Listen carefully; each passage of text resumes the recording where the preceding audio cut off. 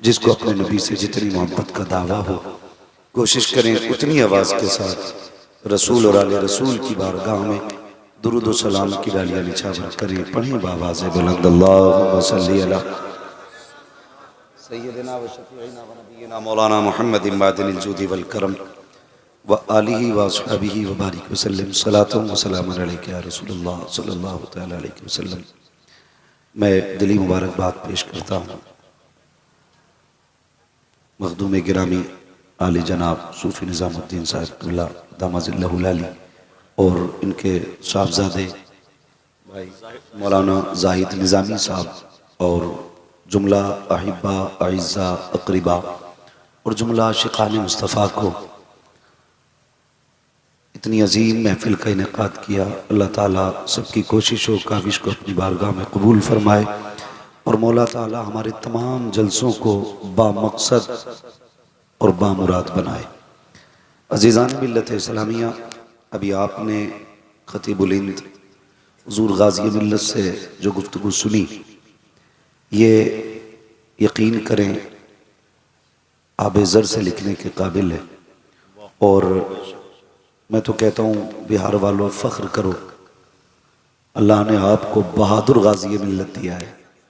क्या बात है, बहादुर गाज़ी मिल्लत मिला है आपको। हाँ, वरना टाइटल लगाने वाले तो बहुत मिलते हैं। मैं एक बात कहता हूँ, अल्लाह करे हर सूबे के अंदर अगर एक ऐसा गाज़ी मिल्लत पैदा हो जाए ना, तो पूरी कौम मुस्लिम ना खुदा की कसम मजबूत खड़ी नजर आएगी, मजबूत खड़ी नजर आएगी।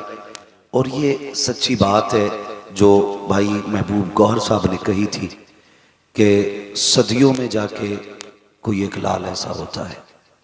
खतीब बहुत मिलेंगे, चरब ज़बान बहुत मिलेंगे, बहुत बड़ी लफाजी करने वाले, जुमलों के जाल फंदे डालने वाले, लेकिन जो दिलों पे दस्तक देना ऐसे लहजे कम मिलते हैं। मैं आपसे इतना कह के जाऊंगा, आप ना इस गाज़ी मिल्लत की हिफाजत करना, और जब अपने बच्चों की दराज़ी उम्र के लिए दुआएं मांगा करो या अपने बाप की उम्र दराज की दुआएं मांगा करो ना, हाथ उठा करके ना इस माँ के लाल के भी दुआएं कर दिया करो। हाँ, बड़ी बात है और बहुत बड़ी कुर्बानी है। मिल्लत कदर दे लेके कितने लोग उठते हैं। कभी कभी हम भी सोचते हैं ना, हिंदुस्तान में सबसे पहले और सबसे सख्ती के साथ आवाज उठने वाली फिलिस्तीन के हक में हुजूर गाज़ी मिल्लत की आवाज है। मैं साफ बात कहता हूँ, मुझे इससे परवाह नहीं है कौन बुलाएगा, कोई नहीं। पाए मोरा लंग नेस्त मुल्क खुदा तंग नेस्त। सीधी सी बात है, अल्लाह इस मर्द मुजाहिद को सलामत रखे। कभी रोना भी आता है। हजरत की ये जिंदगी के जो लम्हात गुजर रहे हैं ना, बहुत बड़ी बात हजरत ने कही। अब तकरीर ना तो मैं तकरीर के लायक हूँ, हजरत की गुफ्तगू के बाद मैं समझता हूँ कि तकरीर करना बिल्कुल ऐसा ही है जैसा कि दिन में सूरज के सामने किसी चिराग की रोशनी तलाश करना। बस मेरी इतनी सी बात सुन लीजिए। हजरत ने कहा था कि अब काम घड़ी देख के करने का वक्त नहीं है, अब जरूरत देख के काम करने का वक्त आ गया है। जरूरत देख के काम करने का वक्त आ गया। तहरीक बेदारी जो इतनी बड़ी तंजीम चल रही है, गांव गांव शहर शहर नगर नगर जाकर के हमें बेदार करने की कोशिश की जा रही है। हजरत फरमा रहे हैं इस इलाके में शादियां सबसे ज्यादा हैं, तुम्हें खुदा का वास्ता किसी शादी में डीजे नहीं बजना चाहिए, ये अहद करो, वरना तकलीफ होती है, तकलीफ होती है। अभी हजरत ने एक बात पूछी कि बताइए कि रिचार्ज कितने का होता है, तो छोटे से बड़े तक सब ने बता दिया था महीने भर का रिचार्ज। लेकिन अगर आपसे कोई ये पूछे कि गाजा से या फिलिस्तीन से हमारा रिश्ता क्या है, कितने लोग जानते हैं, कितने लोगों को पता है उस जमीन से हमारा रिश्ता क्या है? बस इतना समझ लो, फिलिस्तीन वो जमीन है जिस जमीन पे जाके मेरे महबूब ने नबियों की इमामत फरमाई है। वो जमीन है। मस्जिद अक्सा वो मकान है जहां से महबूब अर्शों की सैर के लिए तशरीफ लेकर के, इसका तज़किरा हमारे कुरान में है और इसका इश्क हमारे सीनों में रहना चाहिए। सारे लोग इश्क करते हैं ना, फिलिस्तीन से मोहब्बत है ना सबको, बोलें जरा कितनों को है? सबको है ना। मगर एक बात बताओ, जिनके घर के अंदर लाश पड़ी हो वो डांस नहीं किया करते। जिनके घर के अंदर ऐसी लाशें हो कि जिन लाशों पे सर सलामत ना हो, वो अपने शहरों के दिन अय्याशियां और बदमाशियां नहीं किया करते। जिनके घरों के अंदर बेटियों के सरों के दुपट्टे बच्चों के कफन बन गए हों, वो अपने घर की शादियों के अंदर बेटियों के दुपट्टे और उनके ठुमकों पर रक्स नहीं किया करते। अगर तुम्हें दर्द है ना अक्सा से, अहद करो आज के बाद किसी शादी के अंदर हमारे डीजे नहीं बजेंगे, कई गाने नहीं बजेंगे। और तुम्हें खुदा का वास्ता, तुम आज भी अपने ऐश में डूबे हो, अपने ऐशो इशरत में डूबे हुए हो। मैं कभी सोचता हूं, कभी ख्याल आता, जब दुआ के लिए हाथ उठते हैं ना, मुझे बगदाद वाला गौस याद आता है। एक दिन मैं सोचने लगा, यही बगदाद वाला जब घर से पढ़ने के लिए गया, सरकारे गौसे पाक फरमाते हैं बड़ी भूख लगी थी, इतनी भूख थी कि मैं खुद निकल गया दरिया के किनारे, ताकि मुझे जो लोग सब्जी धोने के लिए किनारे पे आते हैं उनकी फेंकी हुई कुछ सब्जी मिल जाए। कहते मैं गया, मैंने देखा मुझसे पहले कुछ भूखे लोग वहां पर थे। कहते बस मैंने उनको देखा और पलट आया, कहीं ऐसा ना हो कि जिस चीज की तलाश में ये आए हैं उसी की तलाश में मैं आया हूं और वो चीज मुझे मिल जाए, इनमें से कोई मेरी वजह से भूखा रह जाए, इनमें से मेरी वजह से कोई भूखा रह जाए। ये सरकारे गौसे पाक का किरदार। और हमारी कौम अभी तक करामतों के ढोल बजा रही है। याद रखिए, करामतें सुन के कोई वली नहीं बना। अगर वली बनोगे तो उनके अखलाक और उनके किरदार को पढ़ने के बाद अल्लाह तुम्हें विलायत अता फरमाएगा। कितने लोगों की कोशिश रहती है हमारे अखलाक और हमारा किरदार बगदाद वाले की तरह हो। बहुत गौर से सुनिएगा, गौसे पाक ने भूख के आलम में नदी पे से वापस लौट आए ताकि इनमें से कोई बंदा भूखा ना रहे। आज कितनी बेटियों को इसलिए जिंदगी भर सताया जाता है कि तेरे बाप ने खाना ढंग का नहीं दिया था। कितनी बेटियों को पूरी जिंदगी ये ताना दिया जाता है तेरे बाप के पास तो लुकमे तक नहीं थे देने के लिए। खुदारा आप भी साबिर बनो, किसी पे ज्यादती ना करो। जिंदगी इतनी आसान कर दो कि गरीब सर ना पटके बल्कि फख्र से कहे खुदा का शुक्र है उसने मदीने वाले की उम्मत में पैदा फरमाया। ऐसे अखलाक पैदा कीजिए अपने।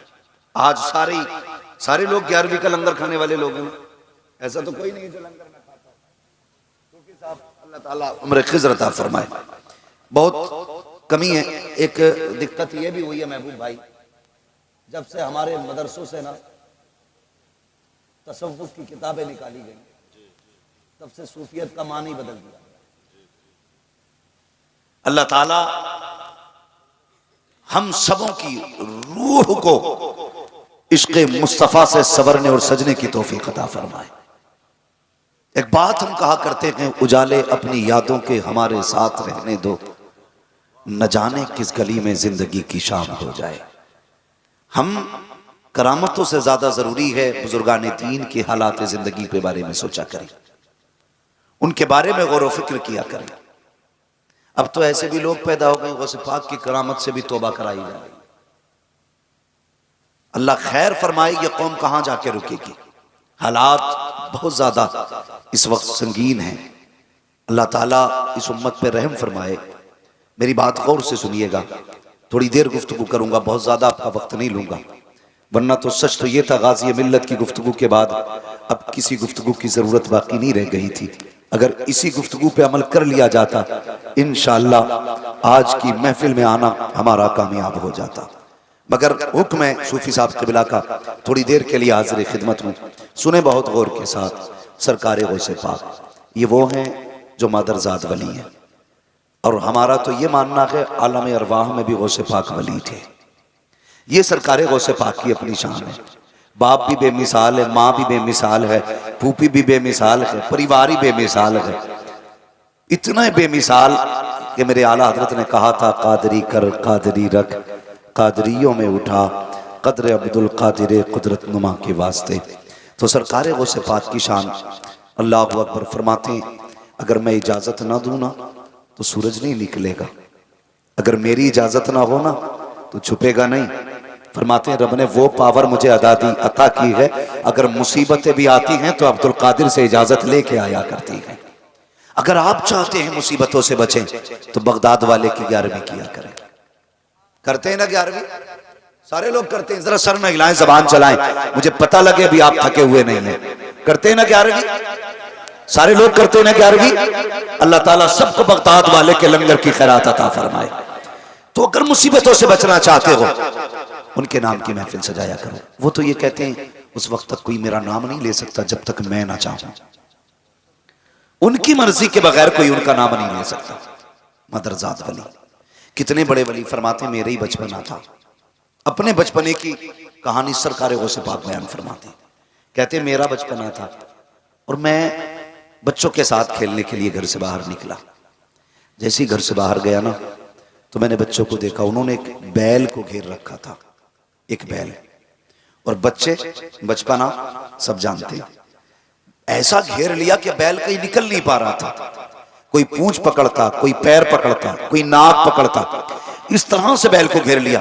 वो इस पाक फरमाते मैंने भी जाके पूंछ पकड़ ली। कहते जैसी पूंछ को हाथ लगाया ना, बैल ने मेरी तरफ देखा, कहने लगा अब्दुल कादिर तुम तो सोचो, तुम्हें तो इसके लिए पैदा नहीं किया गया था ना, तुम्हें तो इसके लिए पैदा नहीं किया गया था। मुझे हैरत होती है, हमने सिर्फ करामतों पे ख्याल किया। सरकार गौसे पाक फरमाते हैं जैसी बैल ने कहा तुम्हें इसके लिए पैदा नहीं किया गया था, मैं डर गया, दौड़ के घर में गया, सहमा हुआ था, छुप के घर के अंदर लेट गया। कहते जैसे लेटा ना, अंदर आवाज आ रही थी लब्बैक अल्लाहुम्मा लब्बैक ला शरीक लक लब्बैक इन्नल हम्द वन निअमा। कहते ये आवाज मेरे कानों से टकराई, मुझे ऐसा लगा जैसे कोई मेरे घर के पीछे ये आवाज दे रहा हो। मैं दौड़ के छत पे गया। जब मैंने छत पे जाकर निगाह डाली तो मेरे घर के पीछे तो कोई ना था, बल्कि काबे की तरफ तवाफ करने वाले लोग मुझे अपनी छत से नजर आ रहे थे। मैंने देखा, उतर के आया, मैं दौड़ करके माँ की गोद में आके बैठ गया। मेरे माथे पे पसीना था, माँ ने कहा लगते जिगर नूरे नजर, ये चेहरे पे कैसा खौफ है। कहा माँ जब बैल के पास गया उसने कहा तुम्हें इसके लिए पैदा नहीं किया गया है। जब छत पे गया तो मैंने काबे वालों को तवाफ करते हुए देखा, मामा होती है, लाल पसीने से लगाया। कहा लगते जिगर परेशान क्यों होता है, तू तो वो है जब पैदा नहीं हुआ था तेरी आमद के चर्चे पहले से हो रहे थे। जब तू हमारे शिकम में आया था तेरी बरकतें नजर आ रही थी। अब्दुल कादिर तू दुनिया में बाद में आया है, तेरे आने का ऐलान आने से पहले कर दिया गया। नारे तकबीर, नारे रिसालत, फैजान सरकार गौसे पाक, जिक्र सरकार गौसे पाक, हजरत मुफ्ती हम्माद रजा साहब मुरादाबादी। तवज्जो है सारे लोगों की, बस अब जरा सुनिए। गौसे पाक अम्मी अंदर गई, जानते हो अम्मी ने 80 दिरहम निकाले जो बाप छोड़ के गए थे। ठीक है जी, 80 दिरहम, 40 अलग किए, 40 अलग किए। गौस पाक की बारगाह में आई, बेटा अब्दुल कादिर तुम्हारे हिस्से के 40 हैं, 40 तुम्हारे भाई के, ये लो और इल्म दीन सीखने के लिए जाओ। अब्दुल कादिर याद रखना माँ नहीं आएगी, अकेले जाना है, अकेले जाना है। जैसे इतना सुना सरकार गौसे पाक माँ का चेहरा देखने लगे, कहने लगे जैसे आपकी मर्जी है। सरकार गौसे पाक जब चलने लगे, सरकार गौसे पाक की अम्मी जानती थी आज के बाद अब्दुल कादिर से मुलाकात नहीं होगी। आपने आवाज दी अब्दुल कादिर जी अम्मी आ मेरे सीने से लग जा। जब तुम परदेश जाते हो माएं मुड़ मुड़ के देखा करती हैं, एक बार तो मेरा बेटा मुझे देख ले, लेकिन तुम बीवी को 10 बार पलट के देखते हो, एक बार पलट के माँ को नहीं देख सकते। तुम्हें खुदा का वास्ता घर से निकला करो, सबसे आखिर में माँ से मुलाकात किया करो, और जब घर में आया करो सबसे पहले माँ से मुलाकात किया करो। सरकार गौसे पाक को माँ ने बुलाया, अब्दुल कादिर जी अम्मी मेरे सीने से लग जा।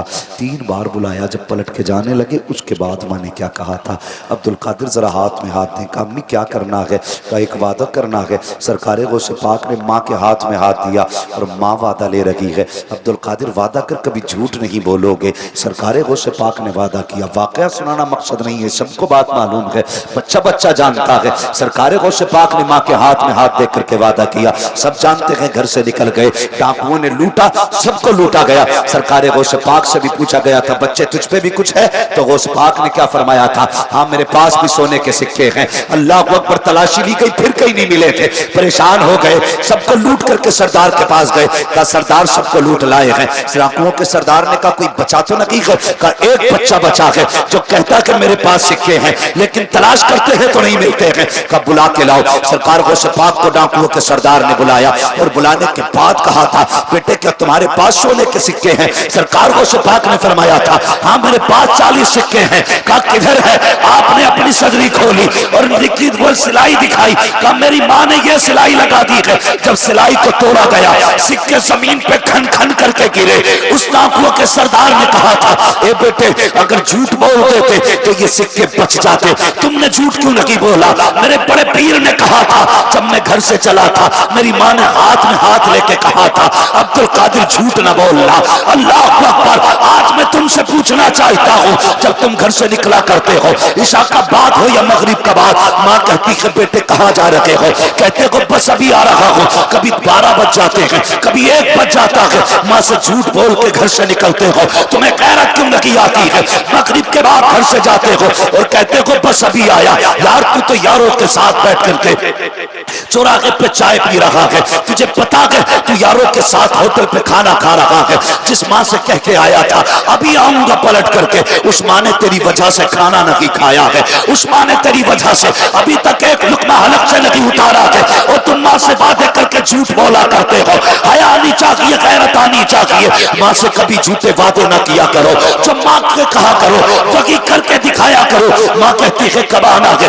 बस अभी आया। और कहते हो माँ बेवकूफ है। नादान माँ बेवकूफ नहीं होती है, ये तो इतनी चालाक है। जब तू बोल नहीं सकता था, तेरे रोने से तेरी भूख पहचान लेती थी। जब तेरी जबान पे जुमले नहीं आते थे, तेरे आंसुओं से दर्द का अंदाजा लगा लेती थी। तुझे माँ बेवकूफ लगती है। खुदा की कसम ये बेवकूफ नहीं हो सकती है। इसने तेरी नब्ज पकड़ के बता दिया था। आज बुखार देखना होता है, लैब में ब्लड डाला जाता है, मशीनें चेक करके कहती है इसके बुखार का ये आलम है, मगर सलाम कर माँ की अक्ल को। तेरी कलाई पकड़ के कहती थी मेरे लाल को बुखार हो गया है, तेरे तलवे छू के कहती थी पानी की सिकाई की जरूरत है। जब तेरी सांसें अटक रही थी, लोग कहते थे ऑक्सीजन देंगे, माँ ने कहा था मेरे सीने पे डाल दो। मेरे बेटे के लिए सबसे बड़ी ऑक्सीजन मेरी सीने की धड़कन होती है। आज तुम कह दिया करते हो माँ बेवकूफ होती है। जरा हाथ रख के तो बता प्यारे, सीने पे हाथ रख, माँ को बेवकूफ कहता है। सोच तो सही, जिस दिन तुम माँ के शिकम में आया उसी दिन से माँ ने मर्जी का खाना छोड़ दिया था। जब वो खाती थी उसे पलटी होती थी। कहा नहीं नहीं कुछ नहीं खाना है, मेरा बच्चा सलामत रखे। तूने 6 माह माँ के शिकम में गुजारे, माँ ने उल्टा लेटना बंद कर दिया। और यार तुम बाजार जाया करते हो, 5 किलो का थैला लेकर के आते हो, तुम्हारे बाजू थक जाया करते हैं, इधर थैला उधर जूता। बीवी से कहते हो ला जल्दी से पानी। मुझे बता तो सही, तू 5 किलो का थैला 2 घंटे टांग लेता है, तेरे बाजू दर्द करते हैं। उस माँ को क्या कहेगा जिसने 9 महीने तक तेरा बोझ अपने पेट में संभाल के रखा, लेकिन कभी तुझे फेंका नहीं था। अपनी मर्जी का खाना छोड़ बैठी ताकि बच्चा सलामत रहे। उल्टी लेट नहीं सकती थी ताकि बच्चा सलामत रहे। एक दिन दर्द से हुआ, बच्चे की विलादत का दर्द हुआ। लोगों ने कहा बच्चे की पैदाइश होने वाली है, उठाया हॉस्पिटल लेकर के गए। डॉक्टरों ने कहा इसकी नॉर्मल डिलीवरी नहीं हो सकती है, इसका पेट काटा जाएगा। ये अभी माँ को नहीं पता बातें क्या हो रही है। दूर खड़े होकर के लोग बातें कर रहे थे और कह रहे थे पेट काटा जाना है। अल्लाह अकबर, जब माँ के कानों तक ये आवाज आती है, बता तो सही या तो बच्चा बचेगा या औरत बचेगी, तुझे किसको बचाना है? तो उस वक्त माँ कहती है मैं रहूं ना रहूं मेरे लाल को बचा लेना, मेरे बच्चों को बचा लेना।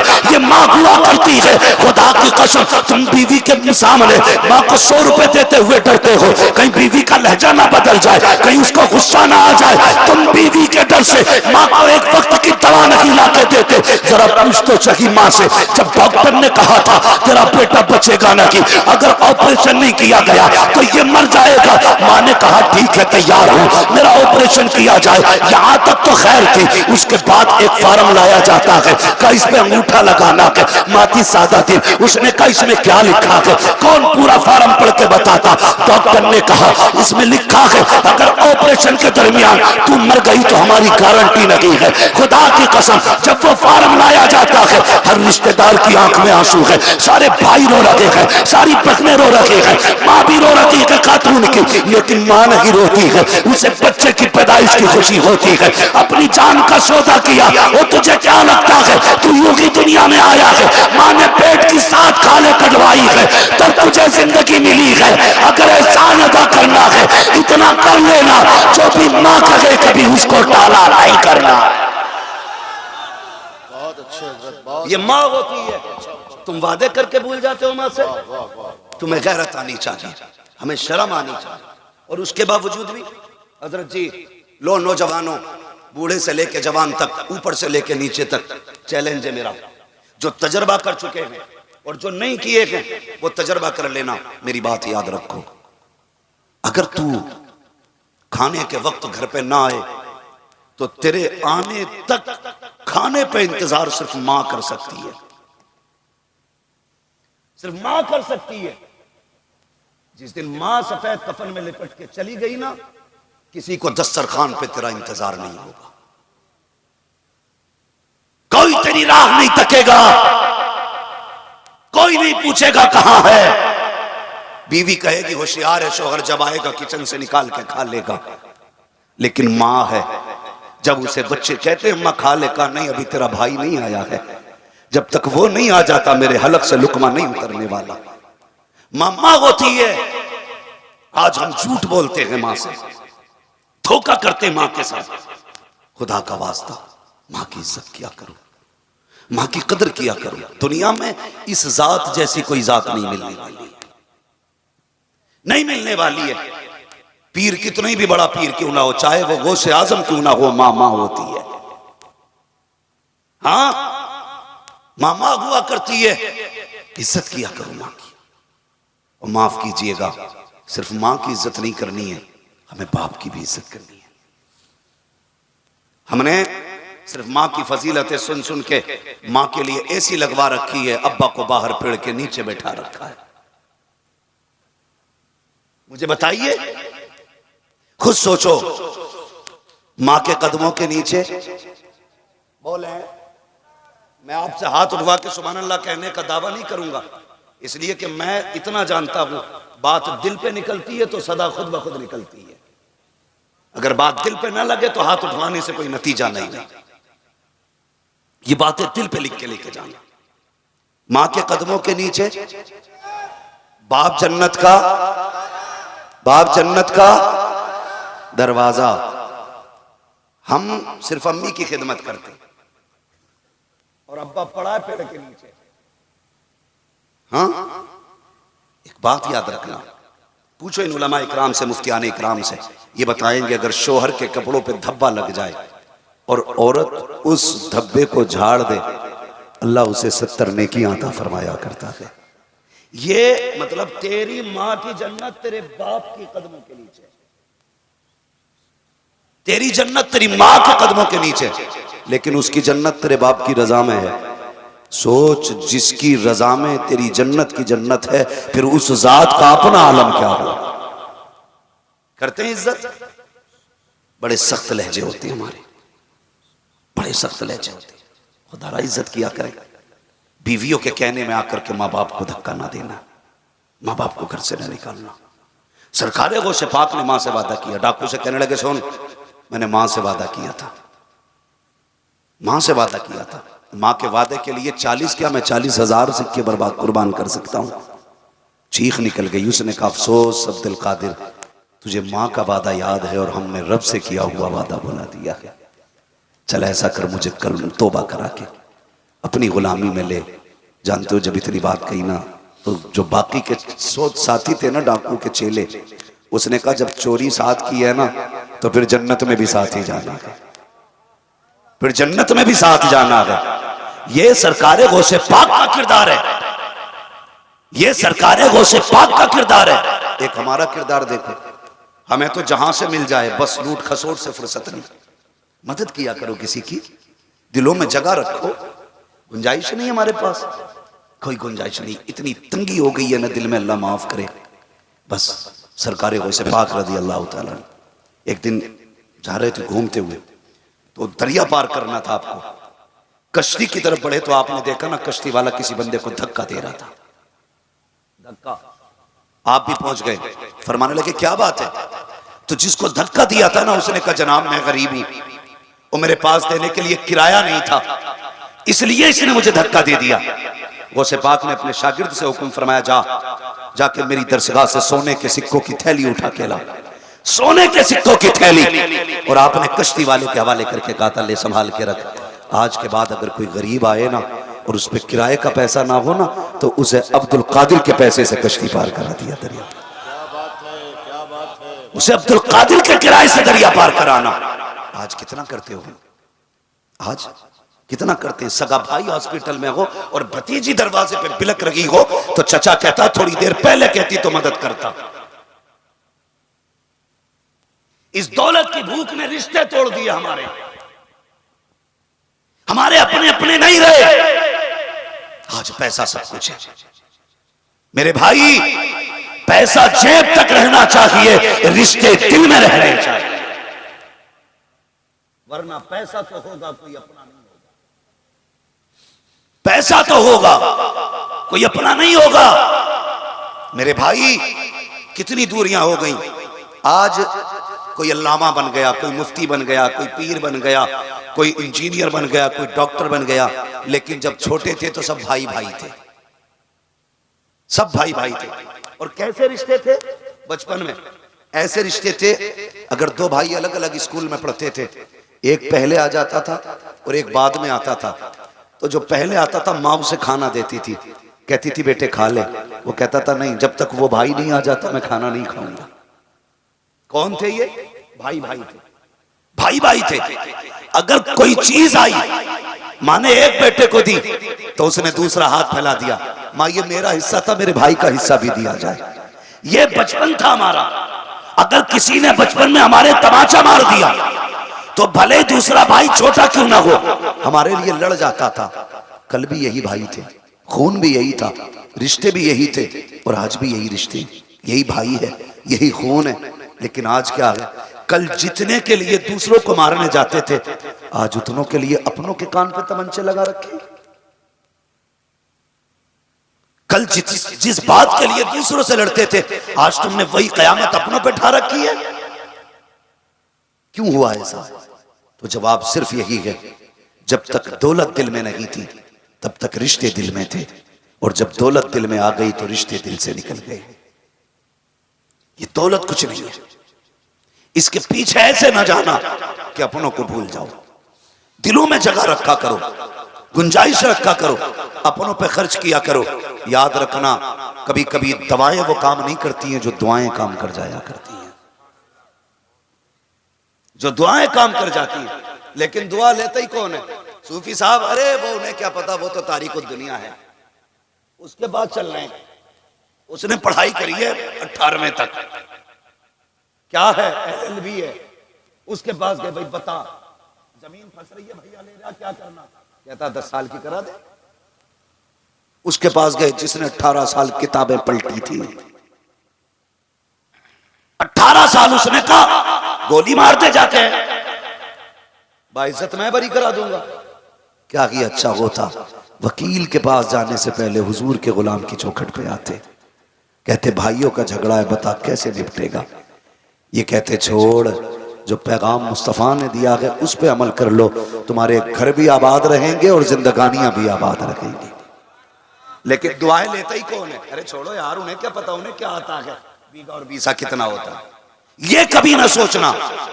मैंने एक बात कही, जो दवाएं नहीं करती हैं वो दुआएं कर जाती हैं, दुआएं कर जाती। एक बंदा था, उसे कैंसर की बीमारी थी, कैंसर की बीमारी।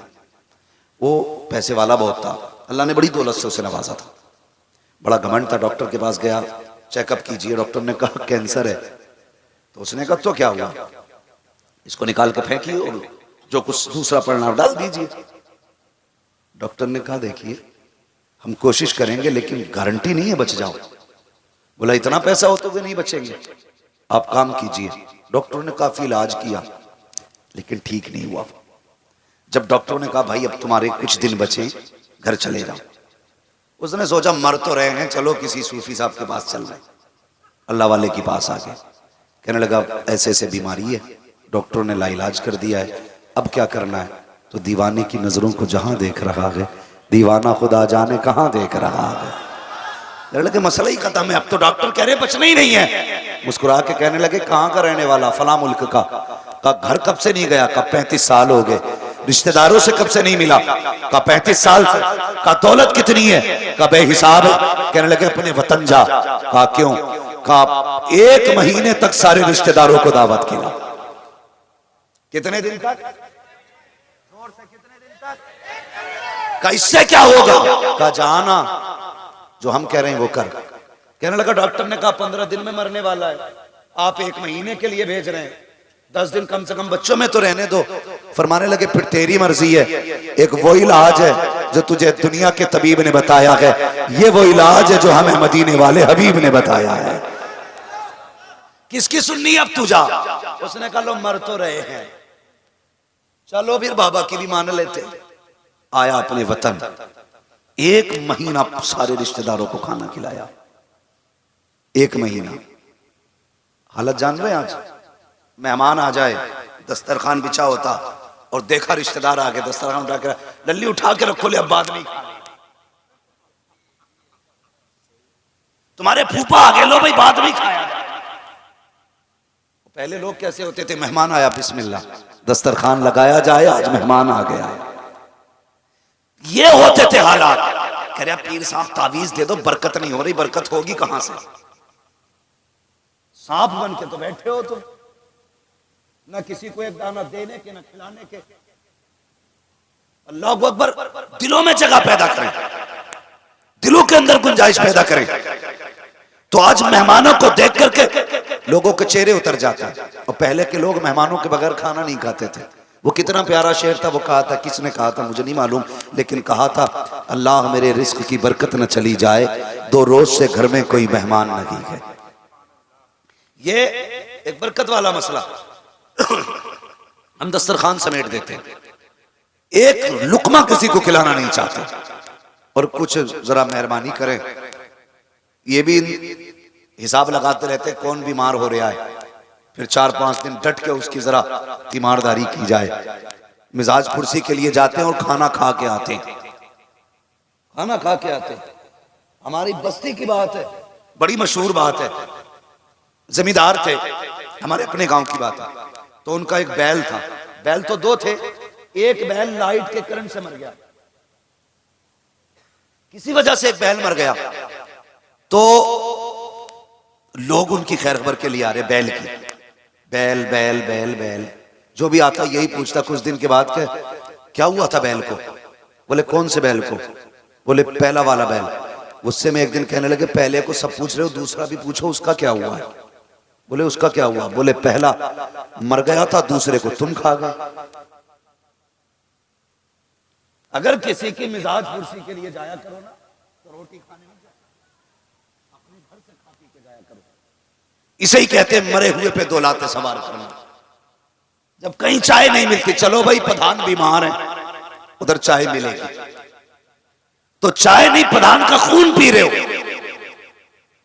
भाई मैंने एक बात कही, दिलों में वसअत पैदा करें, खिलाने के आदी बने। उसने कहा जाइए अपने इलाके में। वो अपने मुल्क आया, 1.5 महीने लोगों को खिलाया, उसके बाद वापस गया, बाबा को खिलाया, कहने लगे चेकअप करा के आ। जब चेकअप कराया तो कैंसर का नामो निशान तक बाकी नहीं था। वो कहने लगा, डॉक्टर ने कहा यह कैसे हो सकता है? उसने झूम के कहा था, कौन देता है देने को मुंह चाहिए, देने वाला है सच्चा हमारा नबी, जिनके तलवों का धोबन है आबे हयात, है वो जाने मसीहा हमारा। नारे तकबीर, नारे रिसालत। हजरत मुफ्ती हम्माद रजा साहब किबला फैजुर रसूल कॉन्फ्रेंस फैजान सरकार गौसे पाक करेंगे इंशाल्लाह ये 2 काम।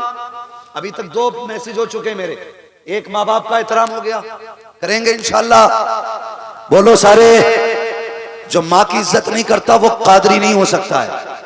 सुन लो, खाली नारे लगाने से काम नहीं बनेगा, अमल में भी हमें मजबूत होना पड़ेगा। माँ की इज्जत करेंगे इंशाल्लाह, बाप की भी। अब्बा का नाम भी लिखेंगे दुकान के ऊपर, अरे लिखोगे कि नहीं? अब्बा का भी लिखना है, ये मेरे माँ बाप की दुआ, ये लिखना है। तीसरी बात मैंने क्या कही है? मैंने कहा कि अपने रिस्क में दूसरों का हिस्सा रखा करो। करेंगे भी इंशाल्लाह। अब तीसरी बात कर, चौथी बात कर लूं, सुनेंगे? सुने। कुछ पीर निकले हुजूर, अल्लाह सलामत रखे। मैं तो कहता हूं अगर मुरीद होना तो इमामों के मुरीद होना शुरू करो। कम से कम ये नमाज तो बाजमात पढ़ते, ये सच्ची बात है। इमामों से मुरीद हुआ करो, ये पक्के नमाजी होते हैं। एक पीर निकला, वो कह रहा मेरा मुरीद है तो फिर नमाज की जरूरत ही नहीं है, माज़अल्लाह। एक पीर है मुरादाबाद में, उसने कहा मालूम क्या कहा? उसने ऐलान किया, उसने कहा कि नमाज मुर्दों की पढ़ी जाती है, माज़अल्लाह, अल्लाह तो जिंदा है। एक फिरका ऐसा है, ये सारे सुन्नियों के बीच से निकलने वाले फिरके, पीरा मुरीदी वाले फिरके। वो फिरका ये कहता है कि जब नमाज पढ़ो तो रुकू में यूं मुंह रखा करो, सजदे में भी यूं मुंह रखा करो। उससे पूछा क्यों? कहा कि जब नियत बांधी तो कहा था मुंह मेरा तरफ काबे शरीफ के, ऐसे कर लिया तो मुंह फिर जाएगा, तो वो सजदे में भी ठोड़ी रख रहे हैं। अजीब मसला है, तरबूज से रखते हैं सजदे में लोग, तो ये तबाही है। जानते हो सरकारे गौसे पाक अलहमा कह रहे गौसवती खा तेरा, मर के भी चैन से सोता नहीं मारा तेरा। आपने एक पैर पे खड़े होकर के पूरा कुरान मुकम्मल किया काबे शरीफ में। रब ने फरमाया अब्दुल कादिर मांग, क्या मांगना चाहता है? तो कहा था मालिक जो मैं चाहता हूं वो तू खूब जानता है। कहीं आज तू कह हम देंगे। कहा फिर वादा कर जो मेरा होगा वो तेरा होगा। वादा ले आज मुझसे, जो मेरा होगा वो तेरा होगा। रब ने फरमाया अब्दुल कादिर वादा रहा, जो तेरा होगा वो मेरा होगा। कहा मालिक ये भी बता क्या कोई कादरी जहन्नम में जाएगा? कहा अब्दुल कादिर मुझे मेरी इज्जत की कसम है, जो कादरी होगा उस वक्त तक मौत नहीं दूंगा जब तक उसे तौबा की तौफीक अता नहीं कर दी जाए। बहुत अच्छे, बहुत अच्छे, वाह वाह। ये शान है कादरियों की। वो किसकी वजह से? बोलो सारे बोलो और जोर से। गौसे पाक भाई मैं मुवाजना नहीं कर सकता और मेरी औकात नहीं, मैं छटंकी भर आदमी किलो भर का क्या अंदाजा लगाऊंगा। एक बुजुर्ग का मानने वाला एक आलिम दीन की तकरीर की मुखालफत सोशल मीडिया के जरिए कर रहा है, और वो भी किस चीज की? उनका ये फरमान कदमी हाज़िही अला रक़बती कुल्ली वलिय्यिल्लाह। समझ गए होंगे लोग, नाम लूंगा तो कलेजे फट जाएंगे। याद रखना यहां भी कादरियों का चर्चा है, वहां भी कादरियों का चर्चा रहेगा। याद रखिएगा, जो वली कब्ल हुए बाद हुए या होंगे सब अदब रखते हैं दिल में मेरे मौला तेरा। पीर साहब तो अदब रख रहे हैं और मुरीद देखो। होश में रहना बेटे, सोशल मीडिया तक मेरी आवाज तुझ तक पहुंचेगी, हर जगह उंगली कर लेना, लेकिन कादरियों के मामलात में आके जबान मत खोलना। गौसे पाक फरमाते हैं जो मेरे मुरीद से लड़ता उसकी लड़ाई मुझसे है, और जब उनके कुत्ते का शेर मुकाबला नहीं कर सकते तो बगदाद वाले अब्दुल कादिर का मुकाबला कौन कर सकता है? और कादरियों सब्र किया करो, अपने मामले बगदाद वाले पे छोड़ दिया करो, छोड़ दिया करो, इसलिए कि हमारे मामलात को संभालने के लिए सरकार गौसे पाक है। मुझ पर कितने लोगों ने फतवे लगाए, कितने वीडियो मेरे खिलाफ बनाते, क्या क्या नहीं करते। आज तक मैंने कोई जुमला नहीं कहा। क्यों जानते हो? मैं कोई लावारिस नहीं हूं, मेरा वारिस बगदाद में मौजूद है और मेरे मामलात उनके हवाले रहते हैं। खुदा का शुक्र है नीचा करने वाले जमीन में घुस गए और उनका फैज है दिन ब दिन हम आसमानों पे छाते जा रहे हैं। इसलिए अपने मामला सरकार गौसे पाक पे छोड़ो, सरकार गौसे पाक पे। तो वो हालात देखो, सरकार गौसे पाक। मैं आपसे गुजारिश करूंगा ऐसे ढोंगे पीरियों से बचना जो ये बात कहते हैं जी हमारे हो गए तो फिर किसी की जरूरत नहीं है। ये शान सरकार गौसे पाक की है, जो कादरी होगा वो जहन्नम में नहीं जाएगा, अल्लाह ताला उसे तौबा की तौफीक देगा। ऐसे बहुत सारे वाकयात मेरे जहन में हैं, लेकिन वाकया बताना मकसद नहीं है, बस कुछ पैगाम दे के जाना चाहता हूँ। रात काफ़ी तेज़ी से बढ़ रही है, वक्त गुजरने वाला है। इतनी रात तक आप जागे हुए हैं और बैठे हुए हैं। अल्लाह आपकी नज़रों को सलामत रखे, नस्लों को सलामत रखे।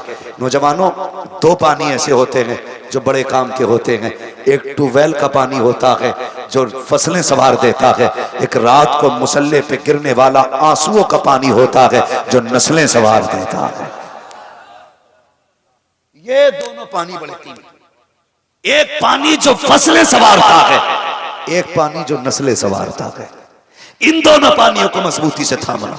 सरकार गौसे पाक शेख सादी शिराजी रहमतुल्लाह तआला अलैह फरमाते हैं कि काबे शरीफ के तवाफ में लोग मसरूफ थे। कोई अपने लिए कुछ मांग रहा था, कोई कुछ मांग रहा था। का उसी भीड़ में एक ऐसा शख्स भी था जो रो रो के अपने गुनाहों की माफी मांग रहा था और इस दर्द से रो रहा था कि लोग अपनी दुआएं करना भूल गए और सब उसकी तरफ मुतवज्जे हुए। सबने कहा, मालिक ये इतना गुनाहगार है तो इसे बख्श दे। इसका लहजा बता रहा है ये बड़ा गुनाहगार है। ए अल्लाह, इतने दर्द से रो रहा है, मालिक इसे बख्श दे। शेख सादी शिराजी फरमाते हैं, जब वो रोने वाला उठ के जाने लगा और चेहरे से कपड़ा सरका ना, तो कोई जानी या शराबी या पापी ना था। फरमाते हैं वो अब्दुल कादिर जिलानी गौसुल आजम थे जो काबे के अंदर इस दर्द से रो रहे थे। अब मुझे पता तो सही, अजान होती रहती है, तुम कान में उंगली डाले सोते रहते हो, तुम्हें रब की याद क्यों नहीं आती है? क्या तुम्हें अपने गुनाहों का ख्याल नहीं आता?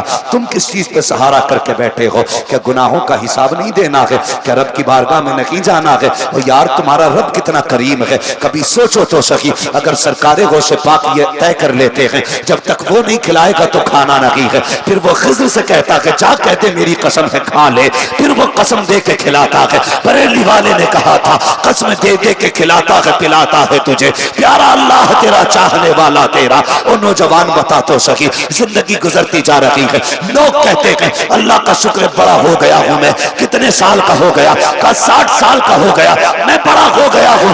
नादान, अगर 60 का है तो बड़ा नहीं हुआ है, तू छोटा हो गया है। अब बहुत कम बची है तेरी जिंदगी। बड़े वो होते हैं जो छोटे होते हैं, जो बड़े हो जाते हैं वो छोटे रह जाते हैं। इस चीज का जन्मदिन न बना कि 40 साल का हो गया, 60 साल का हो गया, केक न काट। अगर उम्र 60 साल आ गई है, आंसू निकाल ले, मुसल्ला बिछा ले, रब को रो के दिखा दे, कहते मालिक पापों में जिंदगी गुजरी है, अब तो राजी हो जा। आवाज आती है हम तो माइल बकरम है, कोई साइल ही नहीं, राह दिखलाए किसे रह रहे मंजिल ही नहीं। नारे तकबीर, नारे रिसालत, फैजान सरकार गौसे पाक, फैजान आला हजरत। सारे बुजुर्ग रोते रहे और यहाँ पीर को रोटी खिलाओ तो रोटी यहाँ खा रहे और नमाज पढ़ने मदीने शरीफ जा रहे। ऐसे बेवकूफ मुरीद होते हैं, बाहर खड़े होकर कहते हैं हजूर मदीने में है, और जबकि हजूर खर्राटे ले रहे हैं। हालत है, डरो अल्लाह से, आखिरत की तैयारी करो। वो इतना करीम है ना, इतना करीम है। वो कहता चल 60 साल गुजार लिए तूने ना मेरी नाफरमानी में, अब भी लौटा, अब भी लौटा। हिसाब नहीं लेना है मुझे, बस मुझे 2 आंसू गिरा के दिखा दे, मैं तेरे 60 साल के गुनाहों पे अपनी बख्शिश का कलम फेर दूंगा। गए हम उसकी चौखट पे पलट के, गए हम उसकी बारगाह में। सोचो तो सही वो कितना प्यार करता। वो पूछा था किसी ने, किसी से बता तू जन्नत में जाएगा कि जहन्नम में? उसने कहा जन्नत में। कहा बड़े दावे से कह रहा है? कहा हाँ। कहा क्यों, ये इतना मजबूत दावा कैसे? उसने कहा यार अगर बता, मेरे हिसाब को मेरा रब मेरी माँ के हवाले कर दे, गुनाह कितने भी होंगे मेरी माँ मुझे जहन्नम में डालेगी? उसने कहा नहीं। उसने कहा अगर माँ जहन्नम में नहीं डाल सकती तो वो रब जो 70 माओं से ज्यादा प्यार करता है वो बंदे को जहन्नम में कैसे डाल सकता है? उसने कहा अब मैं आपसे सिर्फ इतना कहना चाहता हूँ, हमारा रब इतना करीम है, वो 70 माओं से ज्यादा प्यार करता है। तुम रोटी के लिए अमीर की चौखट पे गए, पैसों के लिए अमीरों के दरवाजे पे गए, कभी अपने रब के आगे मुसल्ला बिछाया? कभी उससे मांगे तुमने 2 लुक़मे? खुदा की कसम ये दुनिया वाले देंगे तो दे के जलील कर देंगे, लेकिन वो ऐसा है जब देता है ना तो जलील नहीं करता है बल्कि इज्जतें बढ़ा दिया करता है।